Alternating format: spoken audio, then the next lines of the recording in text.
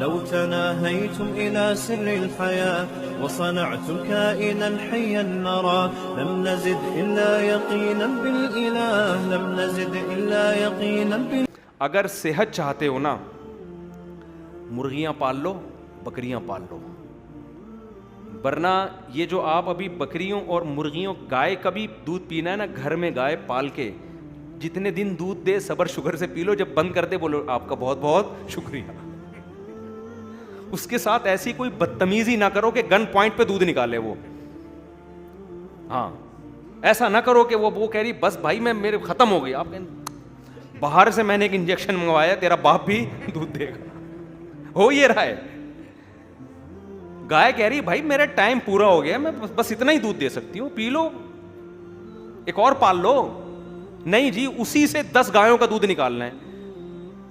اور پھر بھی یہ جو گائے کا دودھ اور بھینس کا دودھ ہمیں انجیکشن والا مل رہا ہے, یہ ڈبے سے پھر بھی بہتر ہے. اس میں تو پکا پکا کے اس کو جلا جلا کے دودھ اس میں غائب ہو چکا ہوتا ہے, دودھ کی جو وہ پتہ نہیں کہ سفید چیز پی رہے ہوتے ہیں ہم لوگ. صحتیں دیکھو یار, آپ اندازہ لگاؤ کیا شوگر کے اتنے مریض تھے پہلے. یار ہماری دادی تو 80 سال تک اتنا میٹھا کھایا ہے نا, آپ کی سوچ ہوگی. ہم کہتے تھے دادی سے یہ میٹ, اور کوئی ایکسرسائز نہیں تھی. لوگ کہہ رہے ہیں اس زمانے کی عورتیں ورزش, کوئی بھی نہیں. ہماری دادی تو ہر وقت اللہ اللہ کرتی رہتی تھی تخت پہ بیٹھ کے, ہر وقت اللہ اللہ.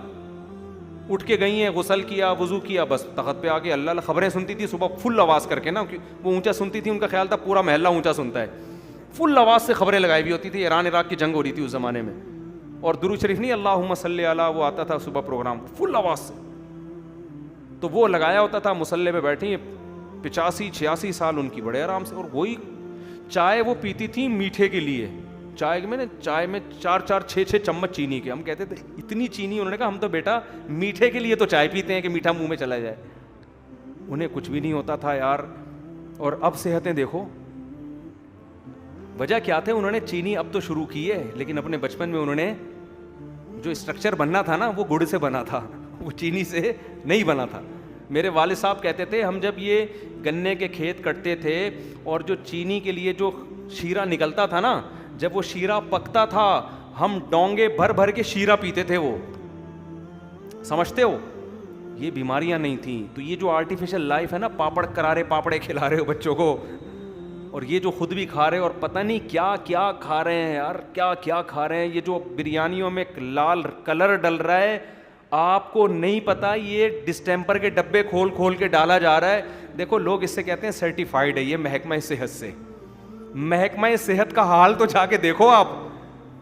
محکمہ صحت سے آپ چرس بھی پہ بھی آپ لے سکتے ہو سرٹیفکیٹ. پیسے کھلاؤ, جس چیز کا آپ گدھے پہ بکرے کا سرٹیفکیٹ لے سکتے ہو محکمہ صحت سے, وہ دے دیں گے آپ کو. جیسے حلال کے ٹھپے لگ رہے ہیں نا, ہر پروڈکٹ پہ کیا لگ رہا ہے, حلال حلال. وہ ایک بار ٹھپے لگائے تو آدمی کہتے ہیں حلال ہے, تو تحقیق کرو پتہ چلا گوشت ہی حلال نہیں ہے یہ.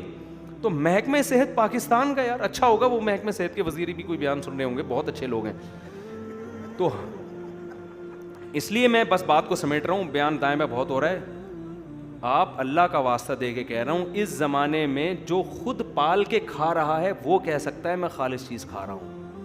آپ نے گھر میں نیمبو کا پودا لگاؤ, نیمبو نچوڑ کے آپ شکنجی پیو, واقعی آپ نیمبو پی رہے ہو. ورنہ کراچی میں نیمبو نچوڑ کے پی رہے ہو, گٹر کے پانی کے نیمبو کے درخت ہیں بہت سارے, اور وہ اتنے زہر ہیں. یہ سیوریج کا پانی جو ہے نا, کراچی میں کس کے پاس کھاد آئی. آپ سیوریج کا پانی جہاں سے گزرتا ہو وہاں پودا ہوگا, وہ ایسا گرین اسپیڈ سے بڑھے گا اور ایسے خوشنما پھل ہوں گے. آپ سبزی منڈی میں سب سے پہلے اس کو خریدو گے, یار یہ بڑا گرین کلر کا ہے. ایک صاحب نے کھیرے کا جوس پینا چھوڑ دیا, مجھے انہوں نے خود بتایا, کہہ رہے میں کھیرے کھاتا تھا, ایک دن میں نے کہا دیر ہو رہی ہے جوس, جب جوس پیا تو گٹر کے پانی کی اسمیل آ رہی تھی اس جوس میں. مجھے کہہ رہے ہیں وہ دن آج کا دن میں نے کھیرے کو ہاتھ بولو نہیں لگا. تو اس لیے بکری پال لو یار, اسی کو کاٹ کے کھا لیا کرو.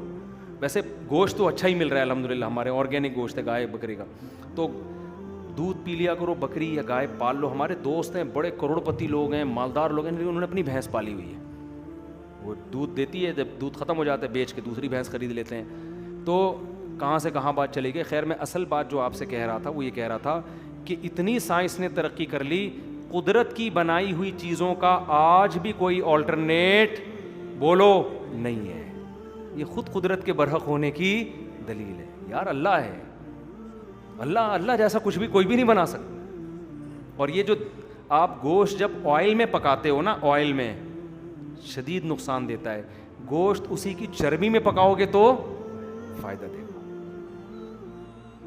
کیونکہ اللہ نے وہ چربی اس میں پیدا اس لیے کی ہے کہ میں نے گھی کا تمہارے لیے پہلے سے انتظام کیا ہوا ہے. دمبا گھی کا ڈبہ لے کے ساری زندگی گھومتا ہے, وہ چکی ہے نا اس کی, ساری زندگی وہ بوجھ اٹھاتا ہے گھی کا ڈبہ لے کے کہ میں جب پکوں گا نا کٹنے کے بعد, تو بازار سے ڈبہ خریدنے کی ضرورت نہیں ہے, میرے رب نے میرے گوشت کو پکانے کے لیے ڈبے کا انتظام پہلے سے کیا ہوا ہے. اور آپ کیا کرتے ہیں, اس ڈبے کو اٹھا کے آپ نے, وہ صابن بن رہا ہے اس سے اور اس کو کوکنگ آئل میں آپ نے دمبے کو پکایا اور پیٹ پکڑ کے. اور جو پیٹ جن کا خراب ہوتا ہے وہ خوش قسمت لوگ ہیں, کیونکہ پیٹ بتا دیتا ہے کہ اچھی چیز نہیں کھائی. جن کا پیٹ خراب نہیں ہو رہا وہ بدقسمت لوگ ہیں, ان کا پیٹ ان کو بتا نہیں رہا ہے. میں نے ایک ڈاکٹر صاحب سے پوچھا کہ ڈاکٹر صاحب جب سے میں نے یہ صاف ستھرا پانی پینا شروع کیا ہے, میرا معدہ یہ کراچی کی لائن کا پانی برداشت نہیں کرتا, اس کا مطلب میرا معدہ تو خراب ہو گیا. پہلے تو ہم یہ پیتے تھے نا پانی لائن کا, جہاں سے مرضی پئیں ہضم. اب یہ ہم ایسے, میں نے کہا ڈاکٹر صاحب ہم چھوئی موئی بن گئے ہیں, اب یہ صاف پانی کے علاوہ وہ پانی ہضم ہی نہیں ہوتا. انہوں نے کہا محترم پہلے جو پیٹ تھا نا اس کو گندگی کھانے کی عادت پڑ چکی تھی, وہ جو ہضم کر رہا تھا نا, تو یہ کوئی خوشی کی بات نہیں ہے, سمجھ رہے ہو نا.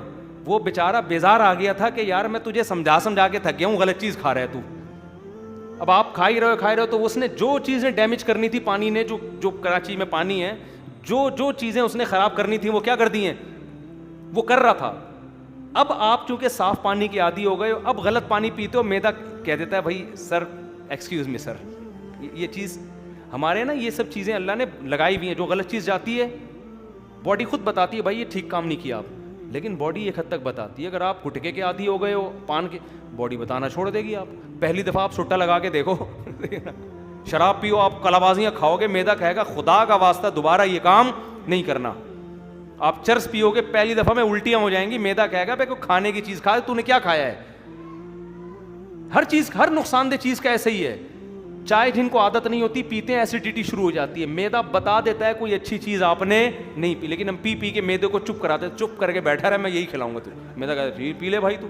اب ہم معدہ اس کو برداشت کرتے ہیں, ہم سمجھتے ہیں یار ہم تو ماشاءاللہ کافی پیے جا رہے ہیں, 6 کپ کافی کے پی لیتے ہیں, ہم تو شراب پیتے ہیں اور ہم تو سٹے لگاتے ہیں, میں تو کچھ بھی نہیں ہوتا. بھائی کچھ نہ ہونا اس کی علامت ہے, اب جب ہوگا نا تو کچھ بہت بڑی چیز ہوگی. پہلے صرف تھوڑا سا مسئلہ ہوا تھا, آپ کا پیٹ خراب ہوا تھا. تو میں یہ عرض کر رہا تھا کہ اللہ نے جو قدرتی چیزیں پیدا کی ہیں اس کا کوئی آلٹرنیٹ نہیں ہے.